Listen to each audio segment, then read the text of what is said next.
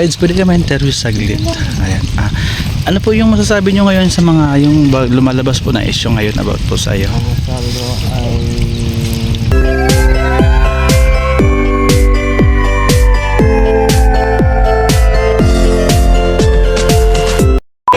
ko ay Nelson TV official. Thank you so much. So ayun, mapagpalang araw mga kalingap. Kami po ay lalabas na kasama si Ate Edna, Kuya Bal, andyan si Kalingap Ido. Kami po ay may mission, ay pupuntahan po kami. Ayan. Kaya tara, samahan nyo kami. Ready. Ayan, ano muna kami, kain muna kami. Stop over. Stop over muna, kain-kain. Kasi kami may baon, di kami kasali doon. Nagbaon kami.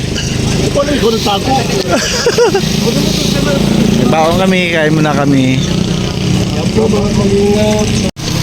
Kasama namin si Joy.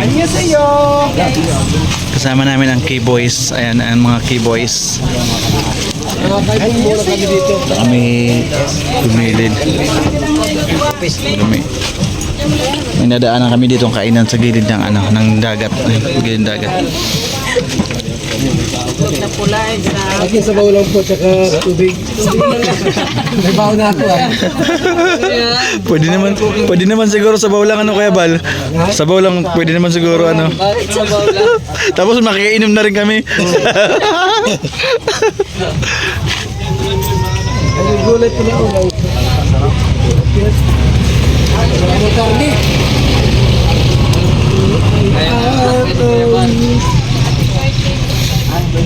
Sa amin tubig lang tsaka sabaw. Sabaw puti. Paksing yan. Sarap kong sumo yan. Paksing. Wow.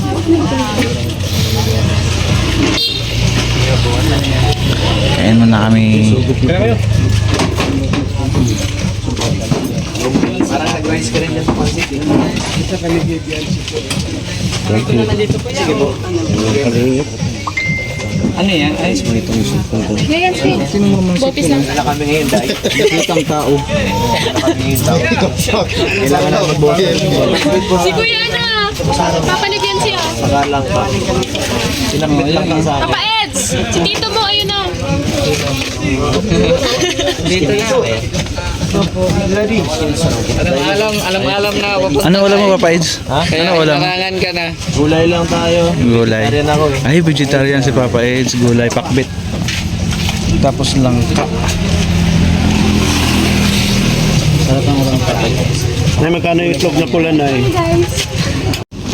Ayun, natapos na rin kami kumain. Ayan ang team. Dito si Eval.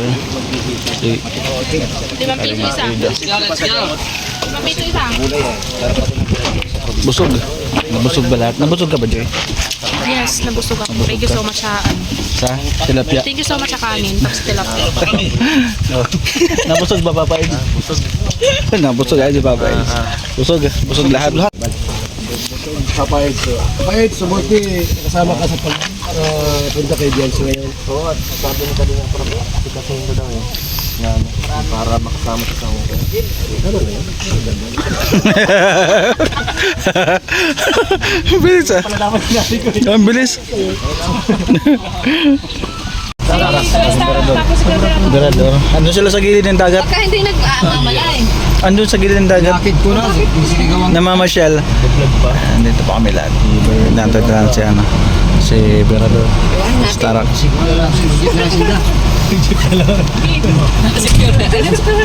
Sino kasama ni Sarap?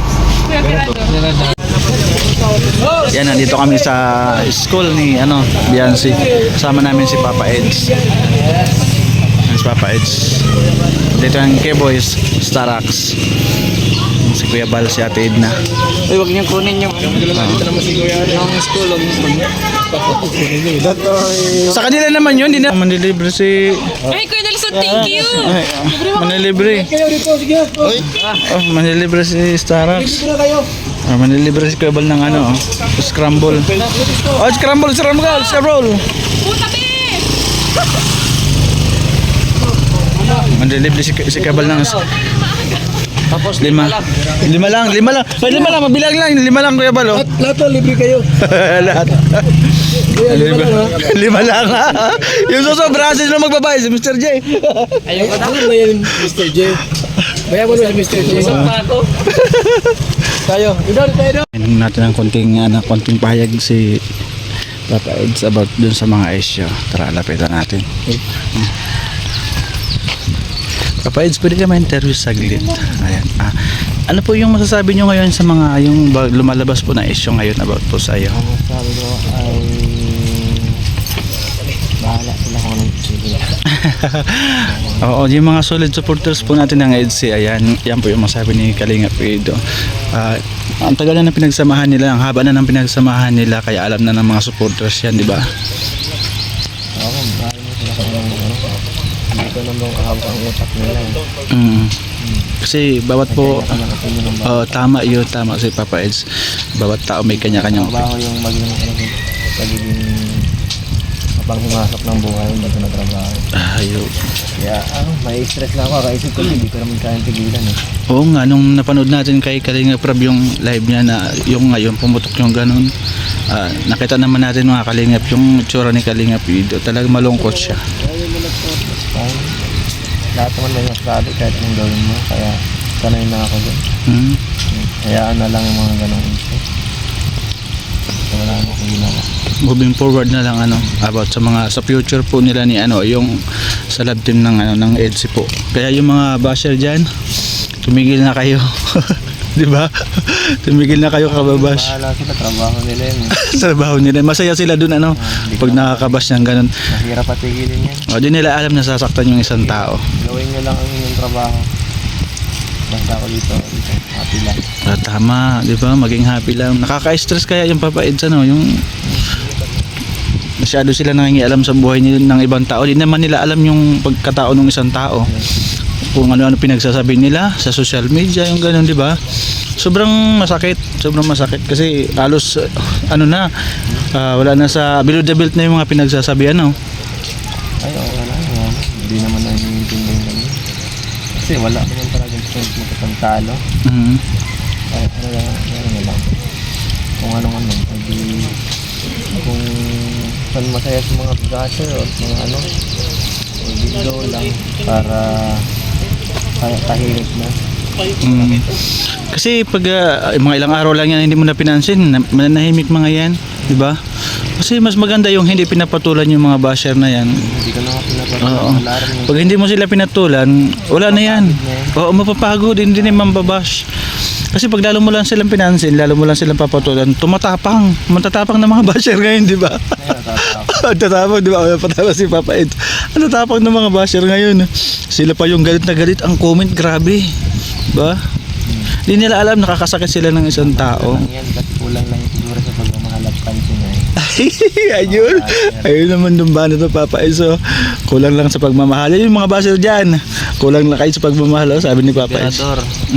Andit si Berador, mapagmahal. Ayun, di ba? Gayahin nyo si Boss Berador. Mapagmahal. Kailangan nyo ng kachat, si Berador po, saka si Mr. J. Ang dami mo nang pinagtuturo. Marami na sa pinagtuturo. Kasi sa akin, wala kayong makukuha sa aking sagutan. Ay, kasi Napansin at busy ako sa lahat, sa trabaho, sa gine-vlog, oo. kay Bianca, sa lahat, pamilya. Yan. Pag kayo, wala na ako may bibigyan na responde minsan. Sobrang pagod eh. Hira nga lang makapaglabas na issue pa. Kaya nga grabe pa naman napanood natin kay Kalinga Prab yung live niya. Grabe ang mga comment dun. Kaya yung mga basher, maawa naman kayo, huwag naman kayo ganyan-ganyan. Alamin nyo muna yung totoo, bago nyo sabihin yung mga pinagsabi nyo ganyan, dapat tama at hindi kayo nakakasakit ng tao. Isipin nyo, si Papa Eds, nakita nyo naman nung nag-live si Kalinga Prab. Judge lahat yun eh. Judgmental. Tama, di ba? Napaka-judgmental nyo. Hindi nga sila dinudge ng walang tapos sila, ang bilis ko naman yun. Bro, tama. Di nyo lang alamin yung mga basher, alamin nyo. Sa ang Diyos nga, di kayo dinudge hanggat hindi pa katapos ang buhay nyo, tapos kayo, Tama, oo. ganun kami. Huwag kayo mag-judge. Ibig sabihin, lalo kang parang ang pangit, minsan mali ang mga Dahil sa emosyon mo, marami kang maling nagagawa. Tama, oo. Ano ka, napapangunahan ka ng emosyon. Oo, kasi yung ano na yan, yung pangbabas niyan lang ganyan, nadadala sila sa galit, inggit, yan, mga ganyan, di ba, Papa Eds? Pangit yun. Kaya nga tayo nag-tip para hindi tayo maging ganun. Oo, di ba? Kaya yung mga basa dyan, alamin nyo muna pag-ugali ni Papa Eds kung gaano siya kabait. Marami siyang natutulungan, marami siyang beneficiary. Saka kahit ganun talaga, kahit marami ka talagang ginawang tama, sisilipin lang ng tao ang mali. Oo, tama. Ka lang sa isang mali gagawin talaga kayo. Oo, kala mo napakasama mo na, no? Oh, yes. Kala mo- Kala mo nakapatay ka na. Oo, ginagawa ka na nilang kriminal, halos ganyan lang ginawa mo. Kung makapagsalita sila sa social media, kala mo kilala nila yung tao. Hindi naman sila ang inaano ko dito, piniplis. Mm. Ang sa akin lang yung mga tinutulungan ko yung mahalaga sa akin. Oo. Tulungan. Sa mga basher, tingnan nyo yung mga natutulungan po ng Kalingap ni Papa Eds, ni Kuya Kalingap Rab. Tingnan nyo po muna bago kayo magsalita ng kung ano-ano. Bate or mabigay. Billable pa po si Papa. Ay, billable. PM nyo lang po siya na Papa Eds, no? At ayan, siyempre isa po siyang sikat na love team din po, no? Anong masasabi niyo po sa love team niyo po, Papa Eds? Ang masabi ko lang ay salamat mo sa suporta sa Team Kalingap at sa amin din po na mga Kalingap partners, no? Kalingap partners, K-Boys. Sa mga basher naman, ano yung masasabi mo? No comment. Huwag ka magsasalita ng masama sa kapwa. Yun lang sabi ko. Kaya din ako mabasabi kahit mga kung ano nang sinabi sa akin. Yun lang. Patayin mo na lang sila sa kabaitan. Para maging mabait na lang sila. Mahawaan na lang. Nahawaan na lang. Ayan, sa love team niyo po, Papa Eds, ano masasabi mo kay Beyonce? Ay, siyempre, thank you sa support. Siyempre, thank you. At maraming lang support. Parang di masyado Pabigat. hindi mo ba yan?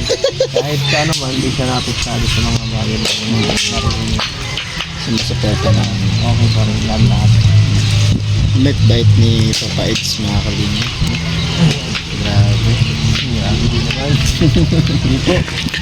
Ano po masasabi niyo, Papa Eds, sa lahat po ng sumusuporta ng Ay, EDSI? siyempre, thank you sa mga solid na supporters na ating hindi ano, kahit anong mangyari man ay nandyan pa rin kayo. Ano tayo, focus sa ating ginagawa nun, di kung saan sa ang mga bagay na ano, hindi nakatingin. Thank you po sa inyo nun, talagang sa pagtulong lang ang pinaka-priority natin dito.